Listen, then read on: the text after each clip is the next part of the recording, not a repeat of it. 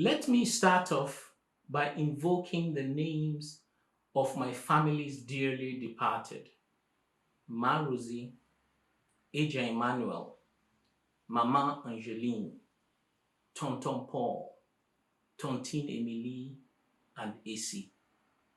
In Mexico and Italy, they enshrine the memorialization of their dearly departed in the Day of the Dead, when there are elaborate rituals for commemorating their dead ones and keeping their names alive.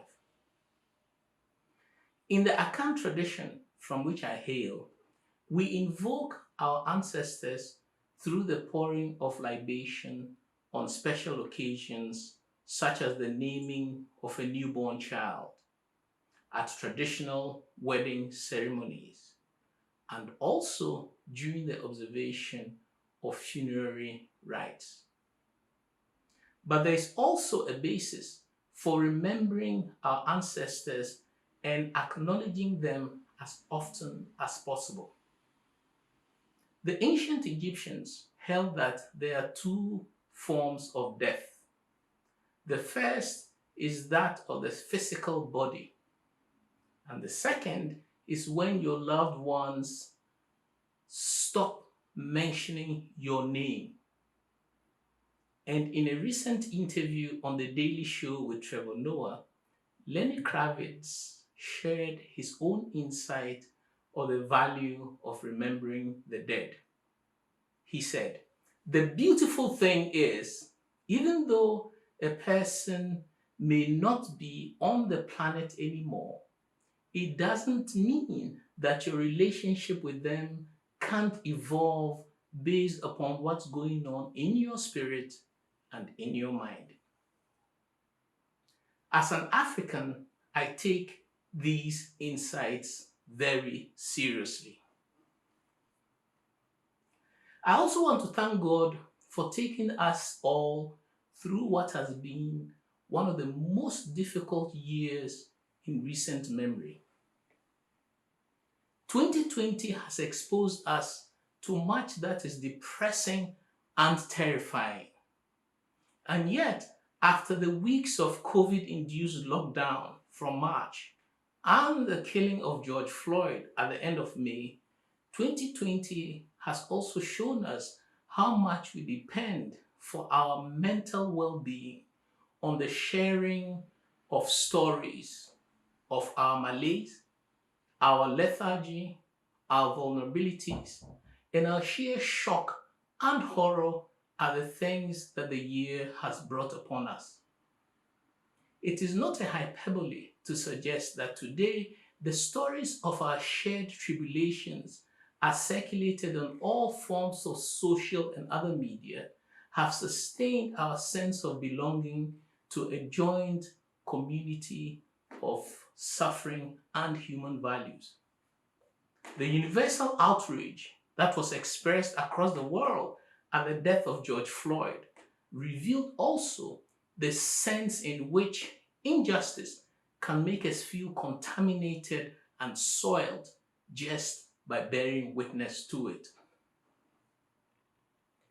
That the unfolding scene of George Floyd's death could so incense so many of us, even though images of police brutality against Black people have been in wide circulation both in the US and elsewhere for a very long time, also helped to show the degree to which the framing of the stories we hear and read have an effect in eliciting our identification with the plight of others.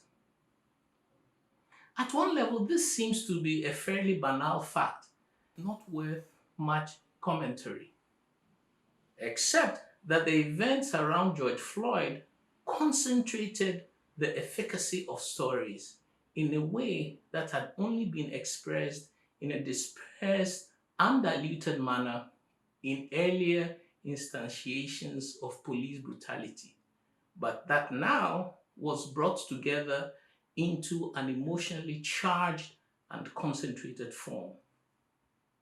When George Floyd called for his dead mother, We all shuddered at the realization that our own mothers were being hailed, irrespective of our race, ethnicity, sexual orientation, or religious backgrounds. And it is this feature of stories and storytelling and how they elicit our identification with the plight of others that I want to focus upon in my lecture today. I grew up in Accra, the capital of Ghana, surrounded by varied books and lots of oral narratives. My father was an avid reader of all things written. These included newspapers, Buddhist texts, novels, women's magazines, refrigerator manuals, and Shakespeare. There was no knowing what he would be found reading next. This meant that reading became a natural part of the environment in which I and my sisters grew up, and also that our reading habits were completely eclectic. Stories and folk tales also provided my father with opportunities for giving us memorable takes on what passed for the ordinary. One such instance I remember quite clearly happened when I was about 11 or 12 years old and just before leaving for boarding secondary school. He often took us on walks. Sometimes all of us went together, but at other times he took one or the other of us three for a treat. This time it was my turn. We started out by kicking a stone. He kicked it and I kicked it. He kicked it and I kicked it. After about 10 minutes of this seemingly pointless exercise, he turned to me and asked quite unexpectedly, "How old do you think that little stone is?" I was taken completely by surprise, having never thought of a stone in that way before. But then followed the most breathtaking story of the formation of the earth, of volcanoes and avalanches, of magma and igneous rocks. The lesson?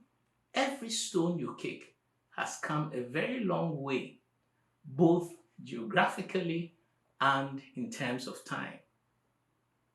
I have never looked at a stone in the same way since. My mother also had stories to tell, but hers were those of the marketplace. Hers were those of rumors, gossip, and urban legends, all generously leavened with great humor and laughter. These were all story genres that I came to discover much later in life as the transactional currencies of the city's social imaginary. The context of stories and storytelling in which I grew up came not only to have a major impact on my imagination, but also on my appetite for books and how I read them.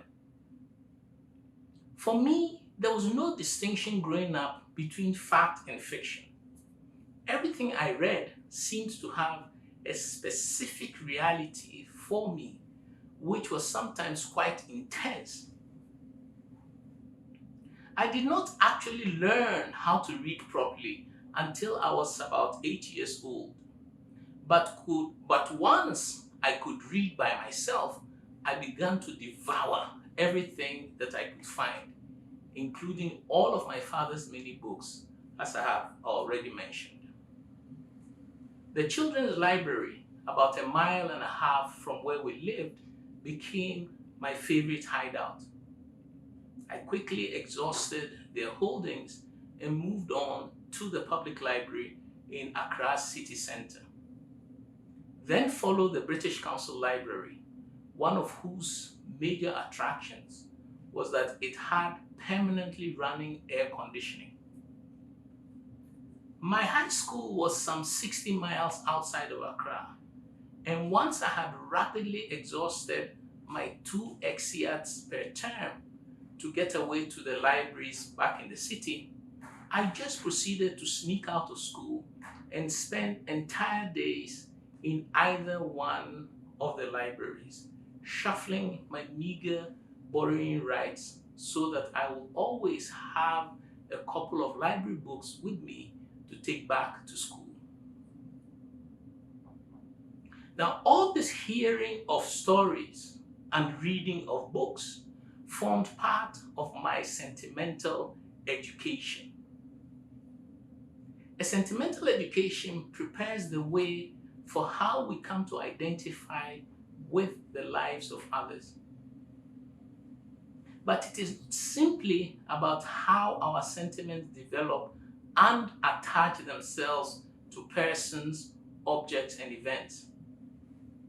It is also about the distribution of our attention on what we decide to be right or wrong.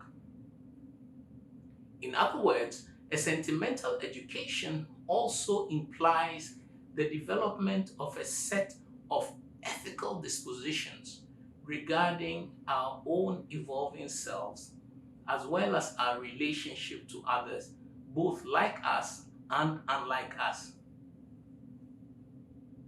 And it has been made clear that certain stories are designed to build walls rather than bridges between us.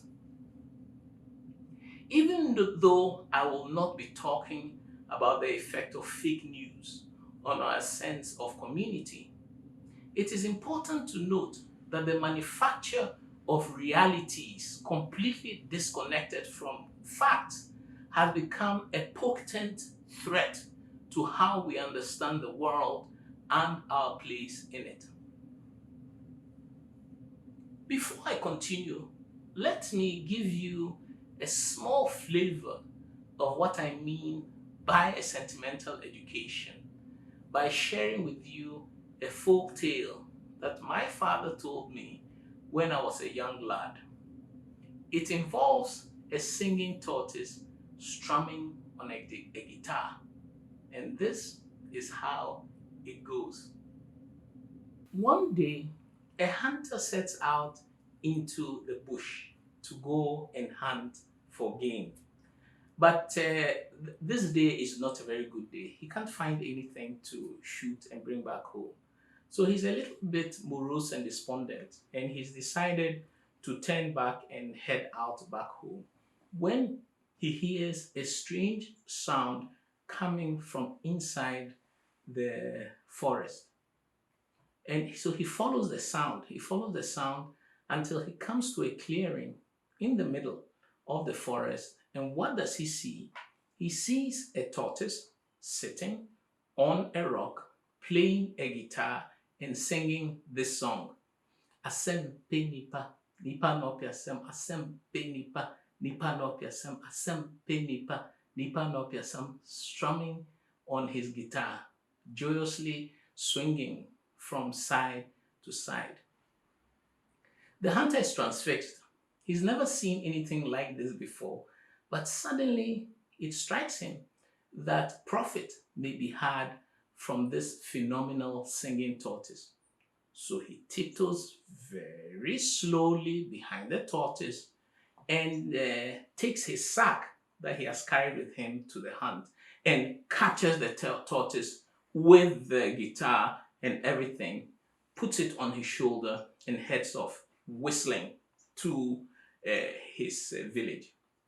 But when he gets to the village, he doesn't go straight home. He goes straight instead to the king's palace and tells the king, "King, oh dear king, Oga King," he says, as though he's Nigerian, but he's not really Nigerian. "Oga King, I have a major phenomenon here in my sack, and we can make money out of it." The king, bemused, asks, what is this you're talking about? "It is a singing tortoise." "A singing tortoise?" says the king. "Yes, a singing tortoise. And I want you to get the townspeople together, beat the gong gong, get them all together to the city square and I will display the tortoise and it will sing. And please collect some money, $5 each. We're in a global economy, even in this village, so $5 each for everyone. The king is a little bit skeptical, but he agrees on one condition. He tells him, if the tortoise does not sing on the third count, you will lose your head. The hunter says, not a problem. You will soon see. So they beat the gong gong, everyone comes, they pay their $5 each, and they settle the tortoise in the center, sitting this time on a very apparently comfortable stool. And he's supposed to sing. Sing, tortoise, sing! The tortoise is quiet. Sing, tortoise, sing! The hunter is breaking into a cold sweat by now. Sing, tortoise, sing! The tortoise does not sing, and immediately the hunter is taken away and beheaded. Immediately the hunter leaves the scene, the tortoise starts singing and strumming on his guitar. Asem pe nipa, nipa no piasem, asem pe nipa, nipa no piasem, asem pe nipa, nipa no piasem, asem pe nipa, nipa no piasem. The moral of the story is fairly straightforward, which, as the song says, is that it is often us humans that go and look for trouble and not the other way around. This calls to mind a wise saying of one of the characters in a novel by Chinua Achebe. And he says, the thing that will destroy a man starts off as an appetite. In the tale of the singing tortoise, it was the hunter's appetite for profit that ultimately proved fatal to him. Now, as every Africanist knows, African genres of orality, such as folk tales, are often polysemic and tend to be composed not only of narrative elements, but will also likely contain proverbs, songs, enigmas, wise sayings, and even direct commentaries on the context of narration. A good example of this polysemy is to be found in the novellas of Amos Tutuola, such as The Palm Wine Drinkard and My Life in the Bush of Ghosts. All these incorporated subgenres are combined in such a way as to captivate the audience's attention and to keep them actively engaged in animating the story they are listening to. The context of oral storytelling is thus active rather than passive, and it is this activeness that generates our identification with the characters and situations within the folk tale. This is part of the process of sentimental education that is guaranteed by the form of the oral folk tale. Furthermore, each subgenre nestled within the larger oral story incorporates polysemy as an essential feature of its makeup. And the polysemous potential of both the folktale's whole and its parts is carried forward into whatever new domains the subgenres are transferred into, thus also implying that the sentimental education inherent to conditions of oral storytelling is part of a lively zodiac of possibilities. It is this inherent polysemy that I point to in the chapter on Trotro Lorry inscriptions in my book, Oxford Street, Accra.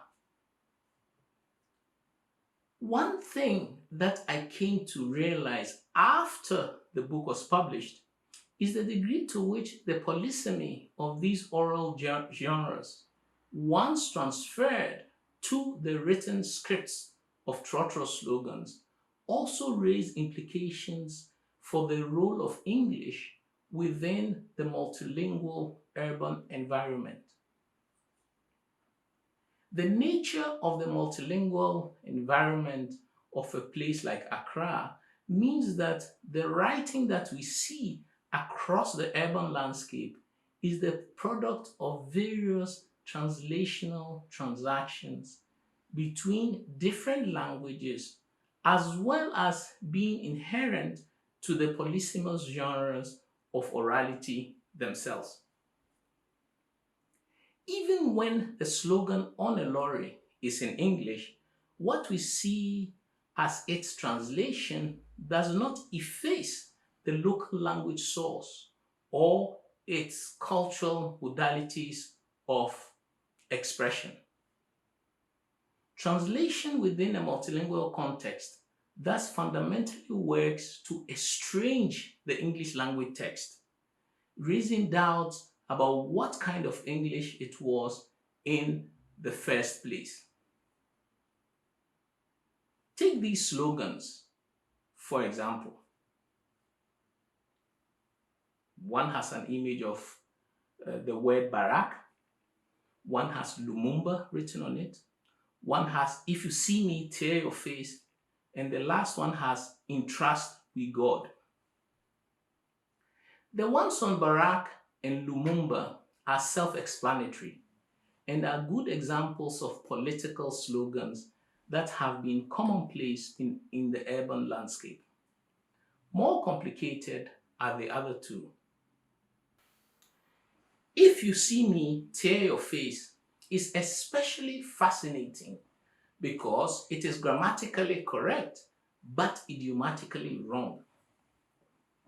The slogan is a direct translation from the Akan saying, Wohumia tiwenim, with the source of confusion here residing in the word te, which can mean both to open, as in to smile, and also to tear, as in things are torn into pieces. And so the slogan simply means smile when you see me, except that it has used the false sense of te rather than what would be the idiomatically correct version. The trick in the slogan, however, is that if you were not aware of the Akan language background to it, you would completely miss the fact that this slogan is a poke in the eye of educated monolinguals. For what the slogan is really doing is to say that the English language surface is automatically entailed in an Akan latent content, which is rising up to convert the surface of the text away from any principles of correctness we might apply in trying to understand it. In other words, there is a subtle struggle taking place between Akan and English, which plays out on the surface of this slogan, and that requires a rapid oscillation between the two languages. The slogan, in trust with God, is also very funny. But this time, the humor does not come from any local language latent subtext, but from the fact that the slogan is playing with the discourse of Christianity that is now commonplace in many parts of the country. Again, we may wish in our ignorance to conclude that the writer of the slogan is simply grammatically challenged. But given the fact that many slogan writers have at least a minimum of basic education, I prefer to read the mistake as entirely deliberate. It seems to me to be saying that God perfectly understands what I am saying, even though you skeptics and naysayers may be thinking otherwise. And that is why I trust him and not any of you losers. But this slogan may also be playing with the discourse of materialism that is encapsulated in the ubiquitous American dollar. As anyone familiar with American currency will know, the words "In God We Trust" is written above an image of the White House on one side of the dollar note. Is the Trotro slogan then saying that the Americans have got things the wrong way around, even in their much vaunted democracy, and that we all Africans ought to beware of adopting and mimicking their ways unthinkingly? There is no real way of knowing the true import of "In Trust with God," but the fact that the slogan leaves all these possibilities open is a mark of its inherent polysemy. What we find in all these slogans is that within a multilingual context that is suffused by orality, English itself is having to struggle for its place. Unlike what we find in formal government context or in that of classrooms in Africa, within the urban public commons, the place of the English language or of any other Europhone language, be it French, Portuguese, Spanish, is not guaranteed in its dominance, but is always subject to challenges from other languages with which it is obliged to interact. I want to leave the implications of the polysemy of Trotro slogans and oral genres aside for now, and instead return back to the issue of sentimental education that is provided by both oral and written discourses in general. One of the things that I can say is shared by the folk tales of my childhood and all the books that I read alongside them is that they were all united in eliciting from me a form of identification with the condition of characters both near and far.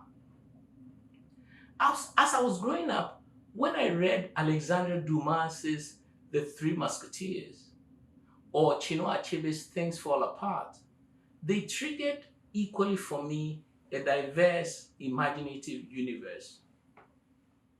The identification with the woes and tribulations of fictional characters has continued throughout my engagements with literature from different parts of the world, from Gabriel Garcia Marquez's 100 Years of Solitude to Titi Dangaremba's Nervous Conditions, from Toni Morrison's Beloved to the poetry of Kamal Brathwaite, and from the theatre of Wole Soyinka to the tragedies of the Greeks and Shakespeare.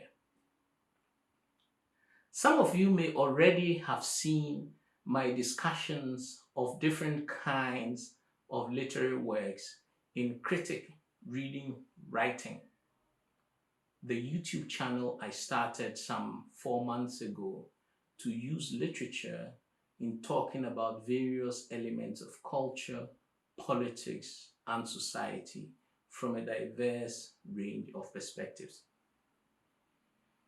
I have wondered for a while now whether it might be desirable to trace the long genealogy of identification with the lives of others that we draw from the folk tale through theatre and the novel and onto the ways in which such identification is enacted through social media in general. In simple terms, an orally told folk or fairy tale elicits a mode of identification with its protagonists, primarily on the basis of what Abiola Irele describes as vital immediacy of the context of oral storytelling. We should not understand vital immediacy to be limited only to modes of oral storytelling, since all forms of music and even dance also transpose modes of vital immediacy into different formats. At any rate, the novel was to generate a new process of identification for the reader, this time severed from the vital immediacy of oral conditions, and yet no less profound in its implications for forms of identification. The novel installed modes of silent privacy in our engagement with literature, and by this replaced the vital immediacy of oral storytelling with a different form of engagement with the lives of imagined others.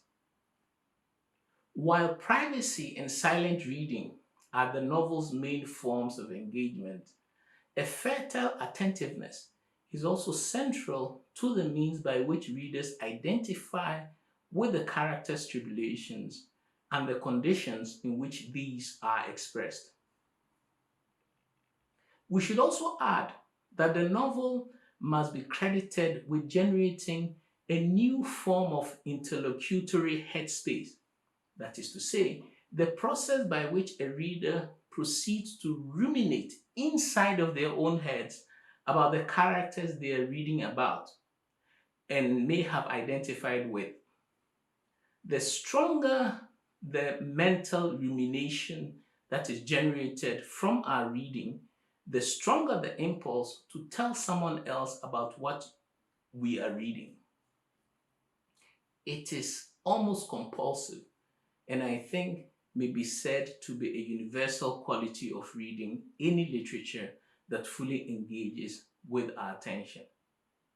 It is almost like falling in love.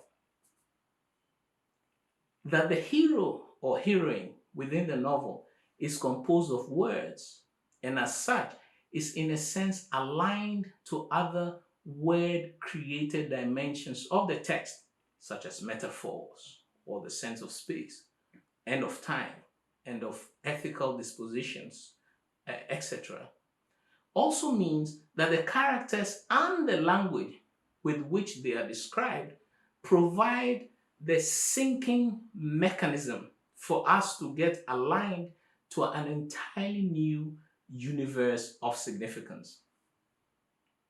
The ways in which the novel generates rumination differs fundamentally from the ways in which the oral folk tale or theatre does this. In both folk tale and theatre, the domain of story is mediated through the embodied presence of the storyteller or actor, and it is the persuasiveness of this embodied presence, in addition to the other components of the story, that produces our sense of attachment or identification with the characters and the situations being represented. The novel does away with this embodied mediation, relying exclusively on how it procures and retains the quality of our attention and our belief in the reality of what is being depicted to us. From the public screening of 10 of the Lumiere brothers' short films in Paris in 1895, cinema came to interpose itself into the domain of how we identify with characters unlike ourselves, thus supplementing and also taking new directions what pertains in the folktale and the novel. Cinema's combination of language and moving images served to retranscribe the context of vital immediacy into ever-changing domains and configurations. The early era of the cinema was soon obliged to contend with that of public television broadcasting, which after the Second World War added a fundamentally new dimension to our modes of identification in the forms of serialized and continually evolving stories.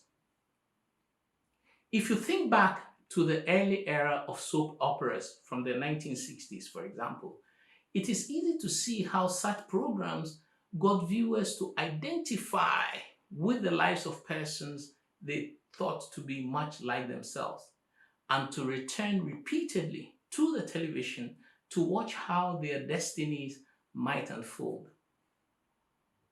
In fact, we might even say that the TV soap opera generated characters more similar to the ordinary viewer than what was to be found in certain strands of 19th century and early 20th century novels.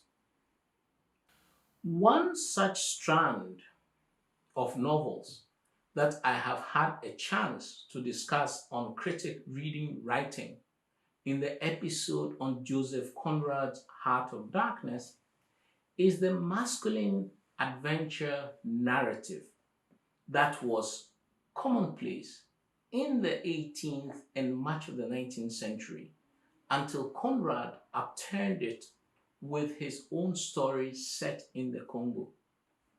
Starting with Daniel Defoe's Robinson Crusoe of 1719, R.L. Stevenson's Treasure Island, 1883, H. Rider Haggard's King Solomon's Mines, 1885, as well as Rudyard Kipling's Kim, 1901, and the novellas of A.G. Henty, among various others. Young European boys and men were depicted in different parts of the empire, doing all manner of things, including conquering the natives and attempting to reveal the ways of God to them. Many of these novels were blockbusters when they were first published, with some running into several editions and selling 100,000 copies. They were also frequently given as presents to young boys and were a major popular supplement to what was to be found in the works of Jane Austen, George Eliot, Arthur Conan Doyle, and various other novelists of the period. The early television soap opera from the 1960s instead placed before viewers the fragmentary life narratives of different characters in everyday contexts, facing mundane yet by the same token momentous life choices, just like the multitude of viewers themselves. That the plots of soap operas were relayed day by day, or week by week, or in whatever cycle of predictable regularity that was enjoined for the television, ensured that viewers of soap operas were being encouraged to imaginatively identify with the vicissitudes of the characters in the soaps according to a rhythmic cycle that allowed the identification to punctuate the viewer's ordinary everyday lives. Television soaps have also been a great way of generating conversations around the workplace water cooler. A great cinematic validation of the changing nature of identification from the cinema to the television in both form and content can be found in The Truman Show of 1998, which I think has not been adequately scrutinized for what it sought to articulate about audience identification with characters in the soaps by the end of the 20th century. That soap operas such as Coronation Street, Dynasty, EastEnders, and Home and Away first reached markets well outside their regional viewerships in America, Britain, and Australia, and then spawned variants in the telenovelas of Latin America, which are extremely popular in Ghana. It did not alter the efficacy of audience identifications that was central to the soap opera's success. Then came reality TV, which exploded in popularity in the 1990s and early 2000s. Competition-based reality TV shows in which one competitor is eliminated per episode or where there's a panel of judges make for especially strong forms of viewer identification. Unlike the soap opera or telenovela, the peculiar power of reality TV is that irrespective of the format, Survivor, America's Got Talent, X Factor, So You Think You Can Dance, Blind Date, Big Brother, etc., they are first and last gladiatorial contests. The mode of audience identification with the characters in the gladiatorial contest is arguably different from what pertains to the soap opera, but essentially requires that as a viewer, you want someone to fail so that another person of your own identification succeeds. But you can also switch identification from a winner turned loser to a loser that suddenly looks like a prospective winner, and so on. That there is no bloodshed or death in the gladiatorial reality TV show, unlike what is described in the era of the Romans or indeed of today's Spanish matadors, does not alter the essentially gladiatorial character of reality TV format. And now we come to social media, Facebook and Twitter and Instagram and TikTok. But I want to stick with Facebook and Instagram primarily, since it seems to me that these are the two platforms that have had the greatest and continuing impact on youth identification in Africa. The first significant mark of Facebook, especially, is the integration of various multimodal platforms that allow people to combine text, still photos, and moving images, as well as links to other pages, pieces of information, and so on, for the curation and constant reproduction of people's self-identifications. Instagram is also very important because it has made possible for Africans and Black people all over the world to generate and circulate new images of what it is to be beautiful. Instagram influencers such as the Senegalese Amy Sall, Nigerian Asiyami Gold and Oni Moss, and French Cameroonian Frederic Harel have given us some of the most amazing images of Black bodies and Black environments that now challenge the standard images of Western beauty that have dominated the fashion industry until recently.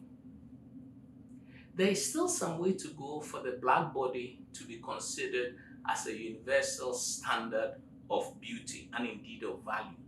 But what we now find on Instagram is a real possibility for identification with the idea of a Black beauty.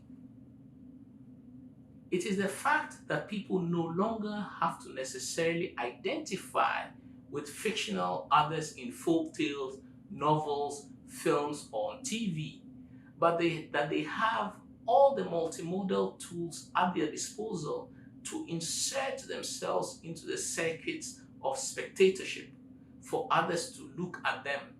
That social media platforms such as Facebook and Instagram and TikTok and the others have had such a profound significance for thinking about the modes of identification with the lives of others. In many respects, the multimodality of social media platforms and the opportunities to shuttle between text, photograph, moving image, and even links to other sources of information means that they mimic the polysemy inherent to oral genres that I spoke of to start with. In other words, I am trying to suggest that the multimodality of social media platforms, such as the ones I've mentioned, must be studied alongside the polysemy of oral genres, not as distinctively different ephemeral features of either mode, but as essentially comparable structural features for eliciting identification. It is true, of course, that social media depends on particular algorithms to class items on one's feed, and thus to ensure that one is confirmed in one's tastes and biases. But these algorithms are also a means of mediating identification. Here, I want to add that the value of thinking about narrative theory as a close relation of algorithmic theory behind the multimodal social media platforms is a way of opening up different vistas from what we have right now. My hunch is that if compared correctly, we may find that our oral folk tales, whether from Africa or elsewhere, have something to teach us about how to understand the power of the social media platforms.